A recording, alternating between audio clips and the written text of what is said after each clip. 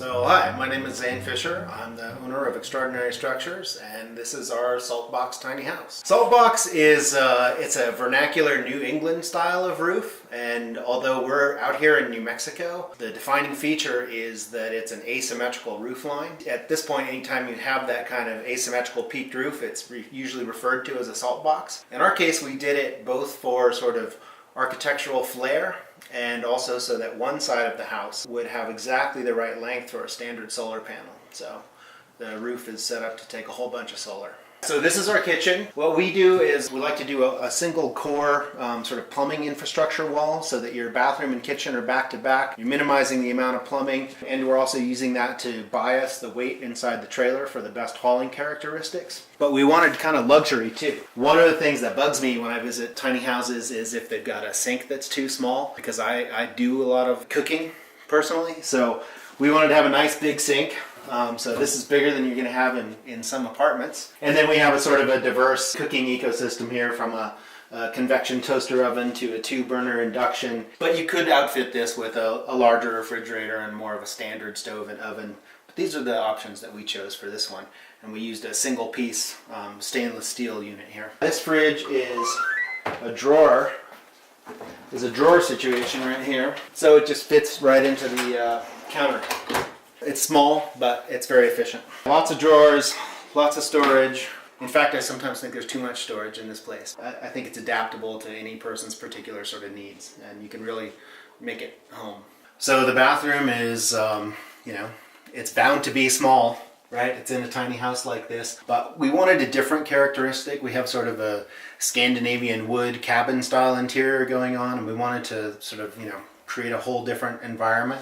So we've got this bright white acrylic in here, which gives you a sort of a modern flair, but that's tempered with the same mesquite floors, and then this deep cedar Japanese ofuro style soaking tub. My partner Catherine built this as a little piece of luxury in a small room. So a bit of luxury and some brightness helps to make a small bathroom a lot more livable. This is a composting unit here, Swedish style. Yeah, this unit doesn't currently have holding tanks on it right now. So what you would do is either tie it into a septic, or depending on your location, use a gray water system or add a tank. If, for example, like this unit will end up spending its life probably in New Mexico.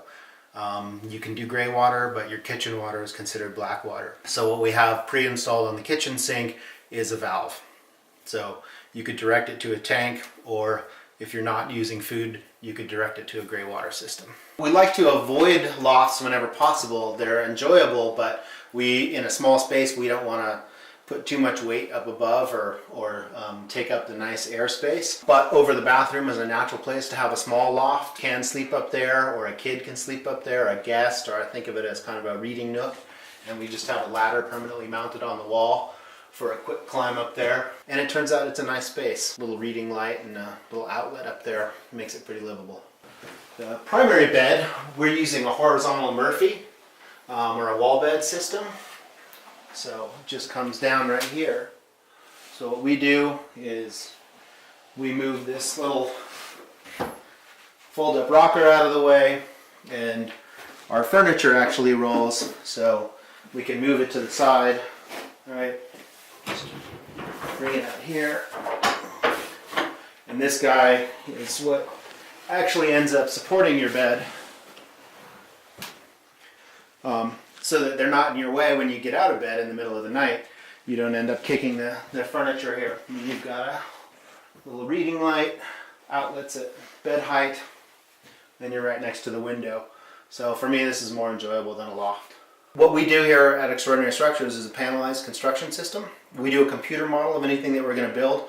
We break it into component sections, and then we use a CNC router or an automated system to carve out those panels in precise shapes and lock them together, kind of like Legos for big kids or something like that. So in this unit you can see the joints here, where each 2-foot wide panel connects to the next one. So once we've designed a structure, it actually assembles quite quickly. This little stove, it was invented for marine applications out of the Seattle area. So for fishing crews going out early who want to warm up, and it's a super efficient burn, in a very small package.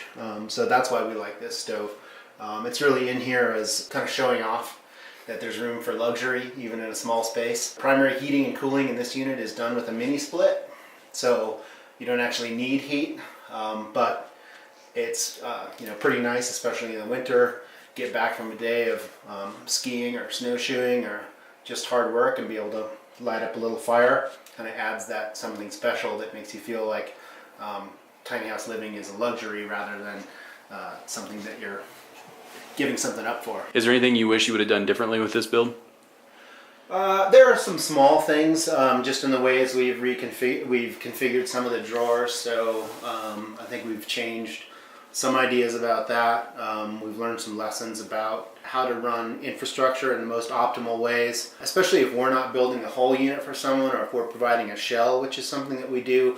How to make sure that it can work really well for electrical and plumbing trades. Part of that is the tiny configuration, and part of that is using a panelized construction system like we do. Overall, I think we're pretty happy. You know, we've got other floor plans that we're working on that are different, but this one has a lot of versatility in it for us. Where do you see the future of this? Do you see this as something that is going to be progressing for many years to come, or do you see this as something where it's going to be a niche, small market that's always been there, but now they're starting to become more aligned with the thought process of the tiny home living?